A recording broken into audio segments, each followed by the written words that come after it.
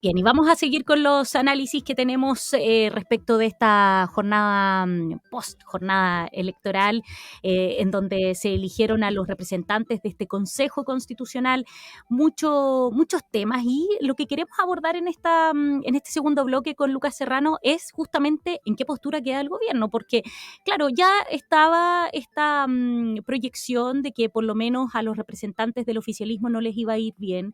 Ayer Gabriel Boric salió a dar un discurso, esto pese a que no estaba tan planificado de todas maneras, pero hizo un discurso en donde una de las declaraciones que más resonó fue esto de ojalá que el Partido Republicano no cometa los mismos errores que cometimos en la vez pasada. ¿En qué pie queda, Lucas Serrano, el gobierno de Gabriel Boric, sobre todo pensando que hoy día quedan un poco como en jaque? No sé si en jaque mate, pero sí en jaque.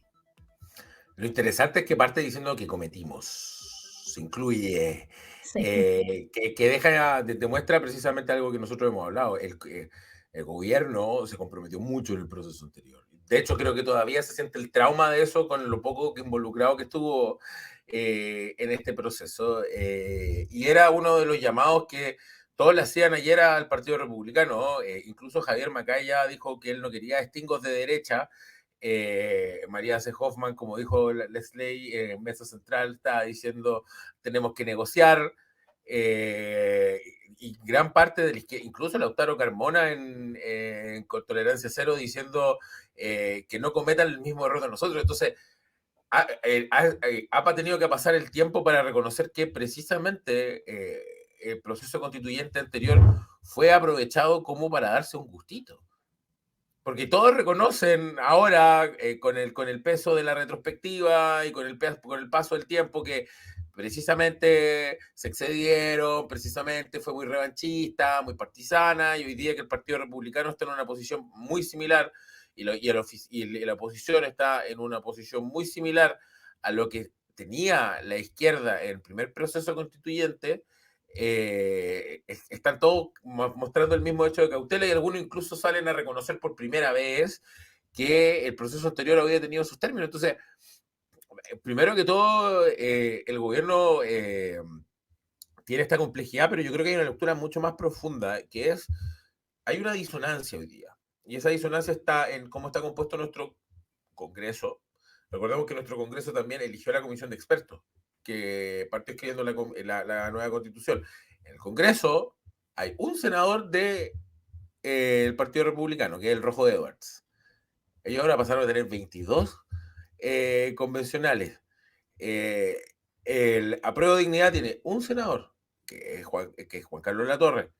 Eh, Ahora ellos van a tener 16 consejeros, y son las fuerzas más importantes del progresismo. Entonces, eso son cuertas alegres. Sin embargo, esta votación, y que se suma a la votación, a los dos plebiscitos que tuvo el gobierno dentro, o las dos votaciones que tuvo dentro de su periodo, y como es cierto que esto no fue un plebiscito para el gobierno, pero lamentablemente todas las elecciones que ocurren bajo un mandato tienen algo de plebiscitaria, el gobierno no le ha ido bien. Entonces, obviamente hoy día Gabriel Boric tiene un poquito un desafío de cómo enfrentar estas reformas estructurales, sobre todo porque el Partido Republicano, que ha sido el con menos ganas de diálogo con el gobierno, hoy día se sienta más fuerte en la mesa. Y entonces, es que es una posición bien compleja el gobierno de Gabriel Boric. ¿Se acuerdan que algunas personas decían que con el plebiscito de entrada el gobierno de Sebastián Piñera había terminado de facto, y que no tenía después de ese resultado ninguna capacidad de gestión o de poder presentar reformas, sino que iba a terminar a administrar lo que le quedaba de gobierno y entregar el mando al progresismo? Bueno, al gente con muchas... gente bajo esa misma lógica podría decir hoy día lo mismo del gobierno de Gabriel Boric. Un gobierno que la ha tenido complicada desde el plebiscito de salida, desde la reforma tributaria, que incluso ha tenido que salir a reconocer el tema del CAE, o sea, que era un bastión sumamente importante.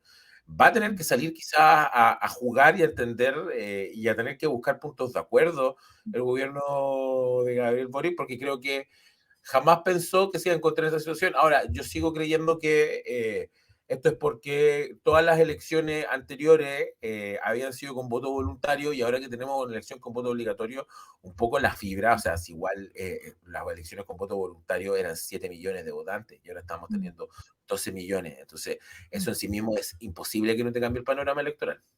Pero ahí, Lucas, ¿tú coincidías en que finalmente hoy día el gobierno queda de manos atadas para su reforma y que algunos incluso dicen como que se terminó, como lo mencionabas, porque no tiene poder de negociación? Ahora uno igual hacia atrás también ha visto que dentro de los temas que eran clave para ellos han tenido que ir cediendo también en base como a ir moderando sus posturas. Estamos hablando, por ejemplo, de la promulgación del TPP-11, que para su sector previamente antes eran temas de los que ellos habían votado en contra. Entonces, se ha visto ya que previo a esto existía una disonancia quizás con lo que se hablaba cuando obviamente estaban a lo mejor como parlamentarios, cuando eran oposición, pero hoy día con esto, algunos dicen que ya no tiene cero poder de acción finalmente para poder avanzar en sus reformas. ¿Crees tú que todavía puede finalmente dentro del programa de gobierno de Gabriel Boric?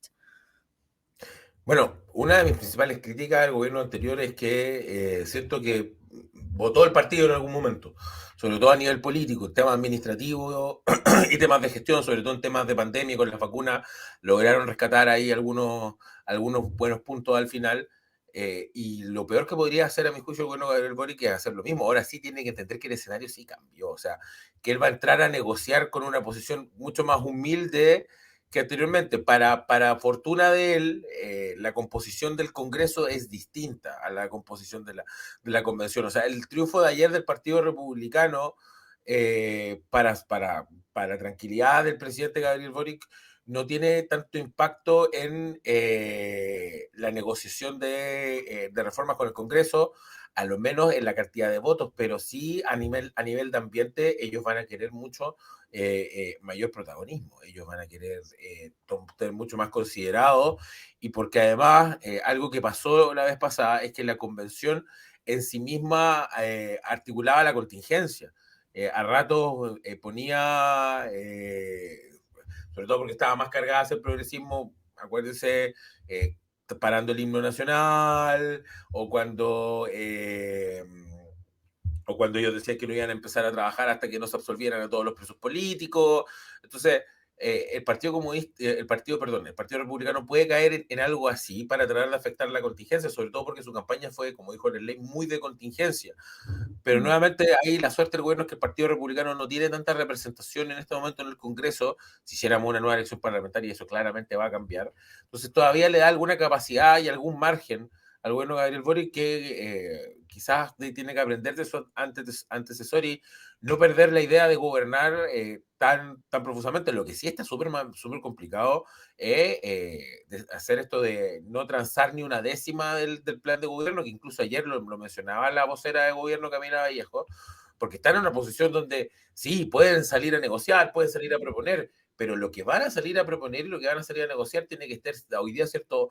Algunos matices, porque quien parece tener hoy día el control de la agenda de Chile es la oposición al gobierno. O sea, el triunfo de ayer lo demuestra y va a tener que un poco repensar su estrategia en ese sentido si quiere que no le pase factura este nuevo momento político.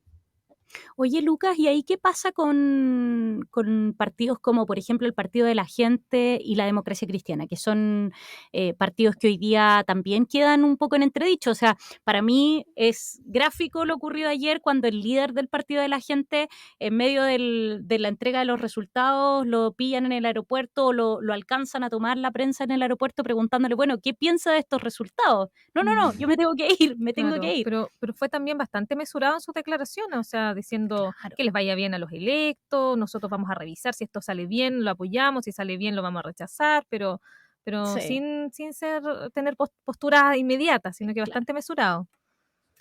Sí, casi que parecía meme Sí. eso de Franco sí, eso que Franco Parisi Tú estuviera lo hablando desde el dijiste, aeropuerto. Lucas.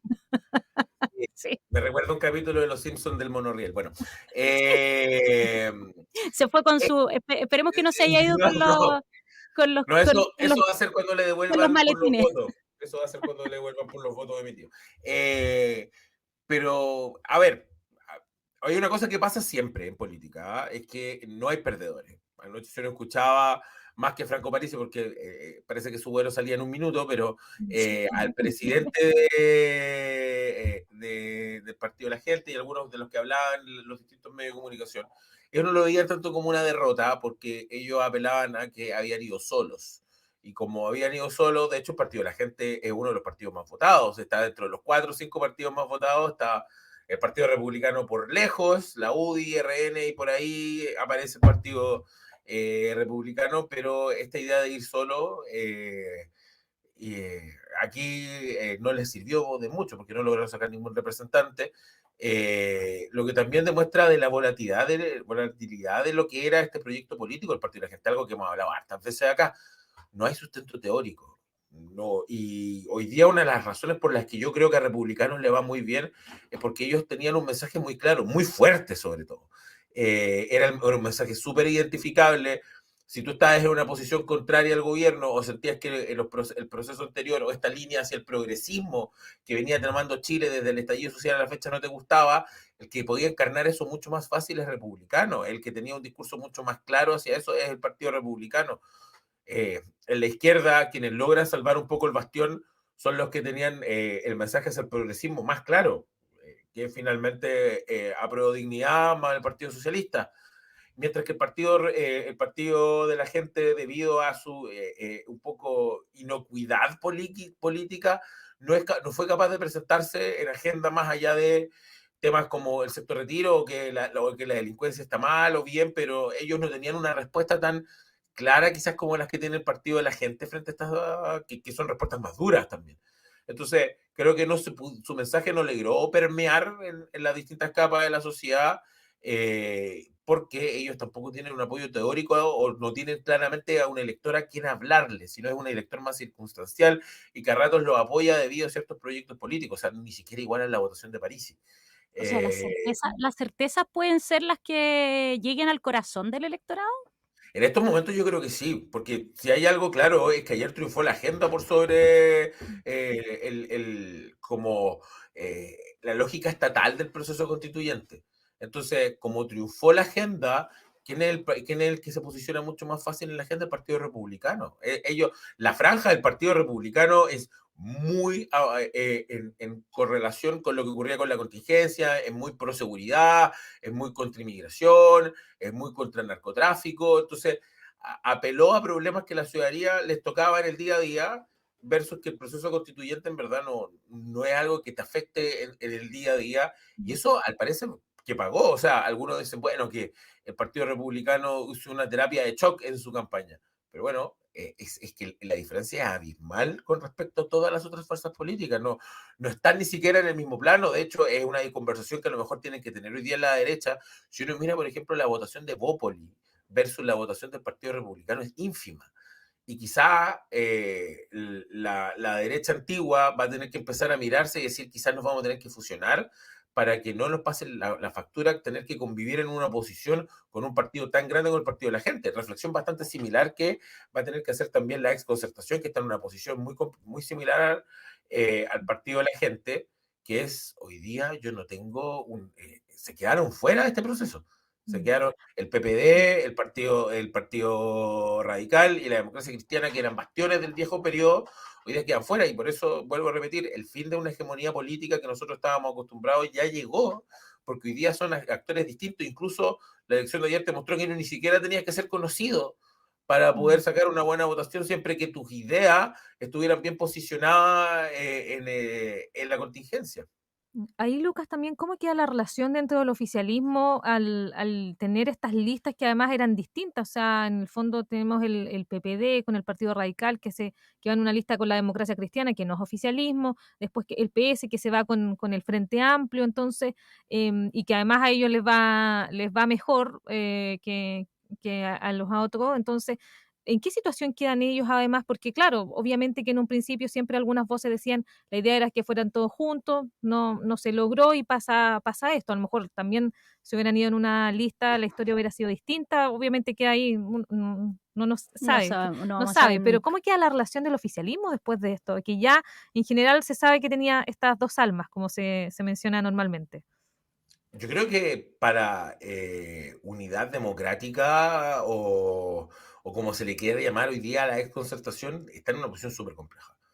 La democracia cristiana está en su mínima expresión histórica. Y es súper interesante porque aun cuando en su mínima expresión sigue teniendo estas dos almas, está el grupo de Yasna Proboste versus el grupo de Erika Edo, que tienen dos visiones distintas, pero habla de la consideración de decir, bueno, hoy día ya no tenemos nosotros la batuta del progresismo. El PPD, que fue por primera vez separado de su socio histórico, el Partido Socialista, y recordando que el PPD es un partido instrumental, se va también diluyendo y queda totalmente fuera de la discusión. Entonces, claramente ellos van a tener que tomar una posición de o nos sumamos con más fuerza al proyecto gubernamental, que son, parece ser, los que prenden. O sea, miremoslo acá en la región del Biobío. Acá en la región del Biobío nosotros tenemos dos senadores de derecha, un Evópoli y un UDI, y tenemos un senador de izquierda que es el Partido Socialista. En cambio, ahora, con este nuevo mapa político, tenemos dos senadores de derecha, sí, pues, dos consejeros de derecha, sí, pero son los dos republicanos. Y tenemos uno de izquierda, sí, pero es de Revolución Democrática. Entonces, y que logró meterse bien olímpicamente, pero las tres primeras el Oye, Partido Republicano. Entonces, a nivel regional y sobre todo mirando las municipales, acá el PPD, la Democracia Cristiana, incluso la UDI y RN tienen que estar con alta complicación. ¿Se salva el Porque PS entonces? obviamente es que el Partido Socialista fue lista ganadora. De hecho, fue el que más consejeros eligió dentro de Unidad para Chile. Entonces, el PC y el Partido Socialista y el Partido Comunista son los dos partidos más votados dentro de Unidad para Chile en estos momentos. Entonces, ellos logran poder entrar. Creo que son los únicos como del viejo juego de la política que entendieron hacia dónde van esos cambios. Pero hoy día, por ejemplo, si tenemos que empezar a proyectar una conversación sobre las municipales, en la derecha, el Partido Republicano entra con muchas, sobre todo acá en la región, piensen, mirando la votación de ayer de Republicano, con qué cara quedan muchos proyectos tradicionales, siendo que probablemente Republicano ganó en casi todas las comunas de la región. Entonces, para negociar candidaturas, pensando, por ejemplo, el municipio más importante de la región va a estar a disposición porque Álvaro Ortiz no puede ir a reelección, entonces la derecha que va a ir con una lista unida entre el republicano y la UDI, RN y Evópoli, y quién va a ser ese candidato, va a ser republicano, van a hacer una primaria, y lo mismo por ejemplo ocurre con la izquierda. La izquierda van a tener que salir a negociar de nuevo una elección de municipal, y quién va a ser la fuerza ahí más fuerte, probablemente Unidad para Chile. Entonces, en este cambio de hegemonías también el cambio de coteos o cómo se armaban las proyecciones es distinta, porque tanto republicanos con mucha más fuerza, pero también Unidad para Chile, consolidan una posición en la mesa que hace un par de años no tenían. Así es, oye, mucho todavía que analizar. Siempre después de las elecciones estamos poniendo un poco la pelota al piso con estas analogías de fútbol que tanto nos gustan. Y agradecemos a Lucas Serrano que haya venido a acompañarnos en este lunes post elecciones. Es un clásico para nosotros poder conversar con él, poder analizar qué es lo que viene también, qué es lo que nos deja y cómo se va moviendo la aguja y el panorama político. Lucas, queremos agradecer tu tiempo con nosotros. Muchas gracias, siempre un gusto, y creo que todavía queda algo por desglosar de esta lección, así que quizás para la próxima todavía vamos a estar sintiendo los coletazos de lo que fue la elección de ayer. Seguro Sí. que sí, Lucas, seguro que sí. Vamos a estar analizando por varias semanas esta situación que por lo menos ahí configura nuevamente el panorama político. Que tengas buena semana. Igualmente, hasta luego. Chao, Chao. Lucas. Bueno, ahí lo teníamos. Programa especial, post elecciones, siempre lo hacemos, siempre estamos analizando qué es lo que ocurre, porque claro, los datos también se tienen que ir interpretando y viendo cómo se va ahí moviendo todo este panorama. Sí, lo más probable es que también durante estas días, estas semanas sobre todo, vamos a seguir teniendo reacciones en torno a precisamente el análisis también que nos deja esta votación y también recordemos que ya el próximo año se vienen las elecciones municipales, así que por supuesto que eso quizás va a comenzar, uno sabe que los tiempos en política siempre comienzan a los trabajos internos mucho antes, así que por supuesto que esto también dentro de los partidos comienzan ahí a hacer sus propios análisis a puertas a lo que se viene. Oye, sí, estamos pero llenos de elecciones y no termina, este año no termina, así que estamos llenos de cosas.